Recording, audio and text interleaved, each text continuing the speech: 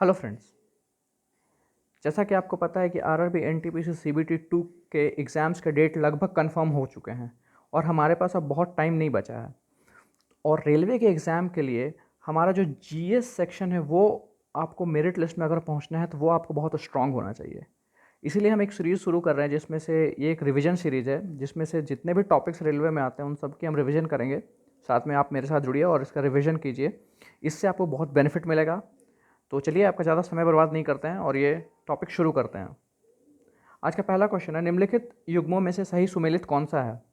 लोथल प्राचीन गोदी क्षेत्र, क्या यह है? सारनाथ बुद्ध का प्रथम उपदेश धर्म उपदेश, क्या यहाँ दिया गया था? क्या यह सही है? तीसरा ऑप्शन राजगीर अशोक का सिंह स्तंभ, नालंदा में क्या बौद्ध अधिगम का महान पीठ है? चलिए इसका एक्सप्लेनेशन देखते हैं। देखिए, प्राचीन गोदी क्षेत्र ये लोथल से रिलेटेड है, ये आपको पता होना चाहिए। यहाँ पे बंदरगाह भी है, जो सिंधु घाटी सभ्यता का एकमात्र बंदरगाह जो लोथल में है वो यहाँ पे है। बुद्ध का प्रथम धर्मोपदेश सारनाथ में दिया गया था। अशोक का सिंह स्तंभ, ये डायरेक्टली क्वेश्चन पूछा गया है ग्रुप डी और एनटीपीसी सीबीटी 1 के एग्जाम्स में। अशोक का सिंह स्तंभ कहाँ पे है? तो ये सारनाथ में है। ये किस स्टेट में? यूपी में, ये भी आपको पता होना चाहिए। अब बौद्ध का अधिगम महान पीठ ये नालंदा में है, ये भी आपको पता होना चाहिए। नेक्स्ट क्वेश्चन देखेंगे, निम्नलिखित में से किस एक का हड़प्पा संस्कृति में मिली मुहरों और टेराकोटा कलाकृतियों में निरूपण नहीं हुआ था? मतलब रिप्रेजेंटेशन नहीं था। तो ये हमें पता है गाय का नहीं हुआ था। गाय के अलावा भी कई ऐसे जानवर हैं जिनका उनकी जो मुहरों पर उनका चित्रण नहीं किया गया था, जैसे ऊंट, घोड़ा व शेर, इनको भी प्रदर्शित नहीं किया गया था। नेक्स्ट क्वेश्चन में हो सकता है यहाँ पे गाय की जगह घोड़ा दे दे या ऊंट दे दे, तो उनके मुहरों पर इनका भी रिप्रेजेंटेशन नहीं हुआ था। ये भी डायरेक्ट क्वेश्चन सीबीटी 2 में पूछा गया है। नेक्स्ट क्वेश्चन पे चलेंगे। अब ये मिलान करना है। देखिए, ये आसान सा क्वेश्चन है। अब लोथल, लोथल से अभी हमने पढ़ा था गोडीबाड़ा क्षेत्र या बंदरगाह वाला जो रिलेशन होगा लोथल से होता है। कालीबंगन, कालीबंगन से क्या मिला था? जुता हुआ क्षेत्र, जुता हुआ खेत मिला था, ये हमें पता है। अब देखिए, धौलावीरा से क्या मिला था? और बनवाली से, तो बनवाली में से पक्की पक्की जो ईंटें थी वहाँ मिली थी, तो पक्की मिट्टी की बनी हुई हल्की प्रतिकृति यहाँ से मिली थी। और धौलावीरा से क्या मिला था? तो हड़प्पन लिपि के बड़े आकार के 10 चिन्हों वाला एक शिलालेख। इसके अलावा यहाँ से एक और इम्पॉर्टेंट चीज़ जो मिला था वो था क्या, कि जो खगोल शास्त्र होते हैं, एस्ट्रोनॉमी जिसको बोलते हैं, उसके साइन भी यहाँ पे मिले थे। मतलब कि यहाँ के लोग जो थे वो एस्ट्रोनॉमी को भी जानते थे। तो इसीलिए नेक्स्ट बार हो सकता है कि आपको ये क्वेश्चन दे दिया जाए कि एस्ट्रोनॉमी का जो साइन या खगोल विज्ञान के साइन इन जगहों में से किस पे से मिले थे, तो हमारा जो ऑप्शन होगा वो धौलावीरा होगा। इसलिए ये आप बहुत इंपॉर्टेंट क्वेश्चन है। नेक्स्ट पे चलेंगे, इसका एक्सप्लेनेशन भी देख सकते हैं। ये देखिए, बनवाली से पक्की मिट्टी की बनी हुई हल्की प्रतिकृति मिली थी। धौलावीरा से हमें ये मिला था हड़प्पन लिपि के बड़े आकार के 10 चिन्हों वाला शिलालेख। लोथल से गोदीवाड़ा और कालीबंगा से जोता हुआ खेत। इसलिए नेक्स्ट क्वेश्चन पे चलेंगे। सिंधु घाटी सभ्यता के संदर्भ में निम्नलिखित कथनों पर विचार कीजिए। ये क्वेश्चन, यह प्रमुखतः लौकिक सभ्यता थी तथा उसमें धार्मिक तत्व यद्यपि उपस्थित था और वर्चस्वशाली नहीं था। उस काल में भारत में कपास के वस्त्र बनाए जाते थे। तो ये दोनों ही सही है, क्योंकि ये लौकिक सभ्यता थी, मतलब ये लोग देवी देवताओं पर विश्वास करते थे, और वर्चस्वशाली नहीं था, मतलब कि इन्होंने काफ़ी बड़ा साम्राज्य नहीं बनाया था, ये बहुत शक्तिशाली नहीं था, कहीं इसके युद्ध के कहीं परिणाम नहीं मिलते थे कि इन्होंने कोई युद्ध किया हो। और उस काल में कपास के वस्त्र बनाए जाते थे, बिल्कुल ये कपास के वस्त्र बनाए जाते थे उस काल में। इसका एक्सप्लेनेशन देख लीजिए। देखिए, सिंधु घाटी सभ्यता एक नगरीय एवं लौकिक सभ्यता थी, यद्यपि उसमें धार्मिक तत्व विद्यमान था किंतु वर्चस्वशाली नहीं था, जो मैंने आपको बताया। इस काल में न सिर्फ आंतरिक बल्कि बाह्य व्यापार भी उन्नत था, काफ़ी व्यापार होता था।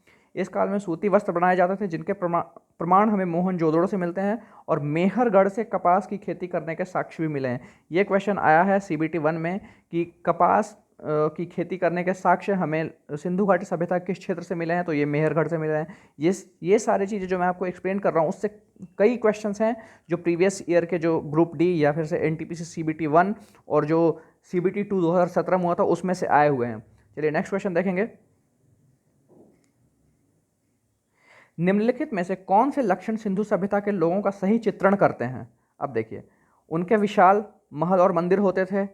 क्या बहुत सारे विशाल मंदिर सिंधु घाटी सभ्यता में बनाए थे? नहीं, ये साफ साफ गलत है। दूसरा, वे देवी और देवता दोनों की पूजा करते थे। हाँ, ये करते थे, क्योंकि पशुपति की पूजा के हमें प्रमाण मिलते हैं। उसके बाद मदर गॉडेस देवी के भी पूजा के प्रमाण मिलते हैं, तो ये तो सही है। दूसरा, वे युद्ध में घोड़ों द्वारा खींचे गए रथों का प्रयोग करते थे, नहीं, क्योंकि उन्होंने कोई युद्ध लड़ा ही नहीं था, मतलब ऐसा कोई प्रमाण नहीं मिला है कि उन्होंने आर्यों से या किसी और से युद्ध किया हो, तो इसीलिए ये भी गलत हो गया। तो मतलब सिर्फ 2 सही है इसमें। एक्सप्लेनेशन देख लेंगे। देखिए एक्सप्लेनेशन क्या कहता है। सिंधु घाटी के लोगों के विशाल महल और मंदिर नहीं होते थे, बल्कि वे उनकी सभ्यता ईंटों की बनी शहरी घरों के कारण उल्लेखनीय थी। सिंधु सभ्यता के लोग वे घर बहुमंजिला होते थे। शहर के अपवाह तंत्र काफ़ी उन्नत था। अपवाह मतलब अगर ड्रेनेज सिस्टम, उनका ड्रेनेज सिस्टम बहुत ही अच्छा था। सिंधु घाटी सभ्यता के लोग शांति प्रिय थे, वे किसी युद्ध में शामिल नहीं हुए थे। ऐसा माना जाता है कि भूकंप जैसी प्राकृतिक आपदा ने सिंधु घाटी सभ्यता का विनाश किया। कुछ इतिहासकारों का यह मानना है कि आर्यों के आक्रमण और समुद्री सतह में परिवर्तन की वजह से इनका खात्मा हुआ। बहरहाल युद्ध में घोड़े के उपयोग की कोई सत्यता प्रमाणित नहीं होती है। उसके बाद भी देखेंगे इसके अतिरिक्त सिंधु सभ्यता की मोहरों में छपा हुआ स्वस्तिक चिन्ह व जानवरों की अनुकृति उन्हें धार्मिक आस्था के बारे में बतलाता है। वहाँ पाई गई मूर्तियों में भूतत्वविदों को पता चला है कि उस समय के लोग माँ रूपी देवी की पूजा करते थे। मैंने आपको बता दिया, पितृ रूपी देवता की पूजा करते थे, जो शायद समग्र जाति के पिता के स्वरूप थे। नेक्स्ट पे चलेंगे। ये एक बहुत अच्छा इंपॉर्टेंट क्वेश्चन है, ये कई बार रेलवे में भी पूछा जा चुका है। विशाल स्नानागार ग्रेट बाथ कहाँ मिलता है? ये आपको पता है, मोहनजोदड़ो में मिलता है। इसका लेंथ क्या है? 11.88 मीटर, और ये जो चौड़ा है 7.01 है। ये गलत प्रिंट किया हुआ है, ये 01 मीटर है, और ये 2.43 मीटर गहरा है। यह धार्मिक जो अनुष्ठान होते हैं उससे ये संबंधित था। नेक्स्ट पे चलेंगे।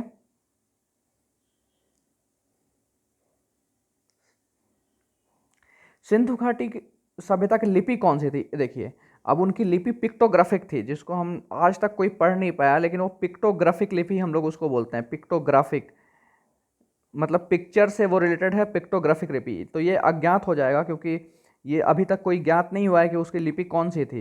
इसका एक्सप्लेनेशन देख लेंगे।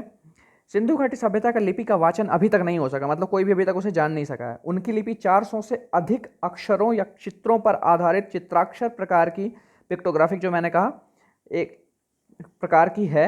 ब्राह्मी तथा खरोष्टी लिपि को सर्वप्रथम 1837 में जेम्स प्रिंसेप ने पढ़ा था।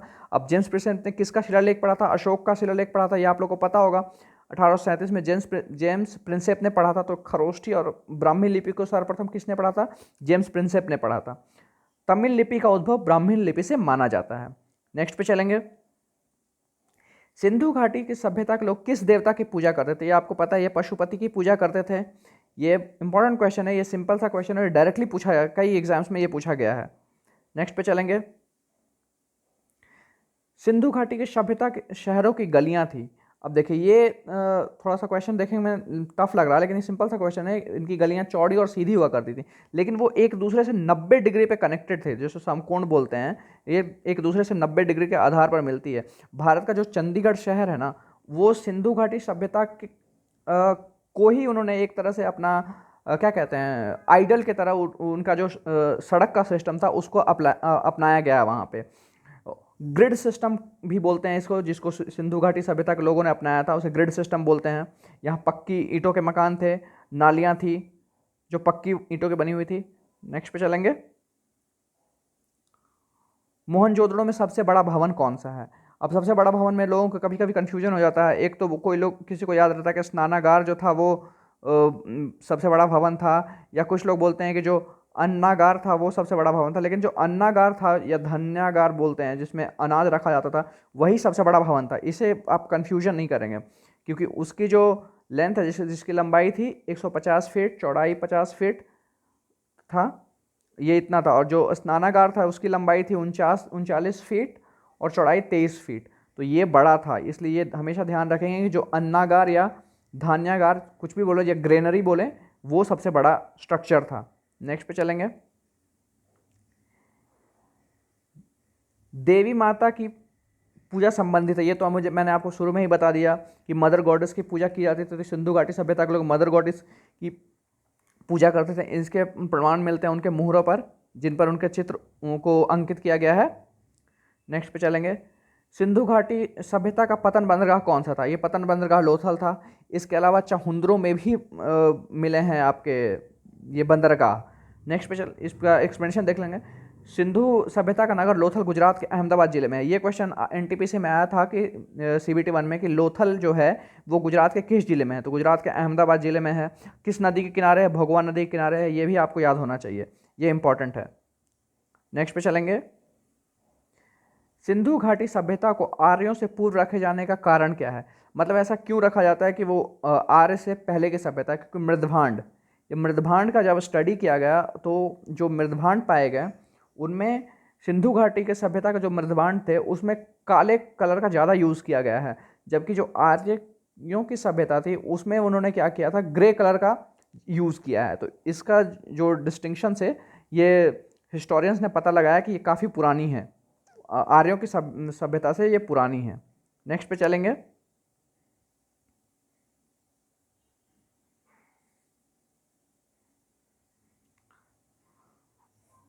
मूर्ति पूजा का आरंभ कब से माना जाता है, तो मूर्ति पूजा का आरंभ आर्यों के पूर्व ही माना जाता है, क्योंकि मोहनजोदड़ो के लोग देवी देव की मूर्तियों या फिर से पशुपति के सील आदि की पूजा करते थे। जैसा कि हम लोगों को पता चला है, जब उनकी कई सारे मोहरों पर पशुपति की आकृति मिली है, मदर गॉडेस की मूर्तियां प्राप्त की गई है। धार्मिक अनुष्ठानों में कई जगहों पर देवी की मूर्तियां मिली हैं, जिनसे हमें यह पता चलता है कि वो लोग मूर्ति पूजा करते थे। नेक्स्ट पे चलेंगे। देखिए ये एक नया सा क्वेश्चन है, चहुंदरों का उत्खनन का निर्देशन किसने दिया था। अब देखिए निर्देशन दिया था जे.एच. मैके ने, लेकिन ये जो 1935 में इसकी खोज की थी एन.जी. मजुमदार जी ने की थी। ये इंपॉर्टेंट है कि चहुंदरों की खोज किसने की थी, तो एन.जी. मजुमदार ने। या ये भी पूछा जा सकता है कि मोहनजोदड़ो से लगभग कितनी किलोमीटर दूर चहुंदरो स्थित है, 130 किलोमीटर दक्षिण पूर्व में स्थित है, यह भी एक इम्पॉर्टेंट है। और चहुंदरों में एक बहुत इंपॉर्टेंट चीज़ जो खोजा गया था वो था मनका बनाने का कारखाना। तो ये भी आपसे पूछा जा सकता है, ये पूछा ही गया है, एनटीपीसी सीबीटी 1 का ये क्वेश्चन है कि मनका बनाने का कारखाना की भट्टी कहाँ थी सिंधु घाटी सभ्यता में, तो ये आपका चहुंदरों में थी। नेक्स्ट पे चलेंगे। रंगपुर, जहाँ हड़प्पा की समकालीन सभ्यता थी, वह रंगपुर कहाँ है। अब देखिए रंगपुर जो है सौराष्ट्र में है। रंगपुर सौराष्ट्र का है, गुजरात के क्षेत्र में सौराष्ट्र पड़ता है। अब वहाँ जो मतलब वहाँ के लोग वो जो जगह था रंगपुर, वो किसके लिए फेमस था, तो वहाँ पे चावल, बाजरा तथा ज्वार की खेती की जाती थी। नेक्स्ट पे चलेंगे। दधेरी एक पर्वतीय हड़प्पीय पुरा स्थल है, ये कहाँ है। परवर्ती हड़प्पीय स्थल है, माफ़ कीजिएगा प्रोनाउंसिएशन के लिए। दधेरी का लुधियाना जिले के पंजाब में है दधेरी, ये गोविंदगढ़ के पास स्थित है। ये परवर्ती पुरा स्थल है। यह स्थल आर्य आगमन काल से भी संबंधित है, मतलब कि आर्यों का आगमन इसी से हुआ था। यहाँ चित्रित धूसर मृदभांड पाए गए हैं। मैंने आपको कहा था कि ये धूसर मृदभांड जो होते हैं वो ग्रे कलर के मृदभांड होते हैं जो आर्यों से संबंधित हैं। तो ये धूसर मृदभांड, और जो सिंधु घाटी सभ्यता के मृदभांड होते थे वो काला कलर का होता था। तो ये आर्यों से संबंधित है। नेक्स्ट पे चलेंगे। हड़प्पा सभ्यता स्थल लोथल स्थित है। लोथल स्थित गुजरात में, ये मैंने आपको शुरू में ही बता दिया। अब देखिए इसकी खुदाई 1957-58 में रंगनाथ राव के नेतृत्व में की गई थी। ये क्वेश्चन आपसे पूछा जा चुका है कई एग्जाम्स में कि हड़प्पा स्थल का जो लोथल की खुदाई किसके नेतृत्व में की गई थी, तो रंगनाथ राव के नेतृत्व में की गई थी। नेक्स्ट पे चलेंगे। निम्नलिखित में से कौन सा सिंधु घाटी सभ्यता से संबंधित स्थल नहीं है। अब तो ये बहुत ही आसान सा क्वेश्चन है। कालीबंगन से तो है ही, रोपड़ भी है, लोथल भी है, लेकिन पाटलिपुत्रा नहीं है। पाटलिपुत्रा सिंधु घाटी सभ्यता से संबंधित नहीं है। नेक्स्ट पे चलेंगे। सिंधु घाटी के लोग पूजा करते थे, ये पशुपति की पूजा करते थे, ये हमें पता ही है। तो आज हम सिर्फ 20 क्वेश्चन ही करेंगे। नेक्स्ट क्वेश्चन बाकी के हम नेक्स्ट वीडियो में करेंगे। तो आपने इसमें कितना स्कोर किया ये आप मुझे ज़रूर बताइएगा, और हमारे साथ जुड़े रहिए। आपकी तैयारी और रिवीजन दोनों एक साथ हो जाएंगे, और आपका जो प्रिपरेशन में ये बहुत ही हेल्पफुल वीडियो होगा। Thank you.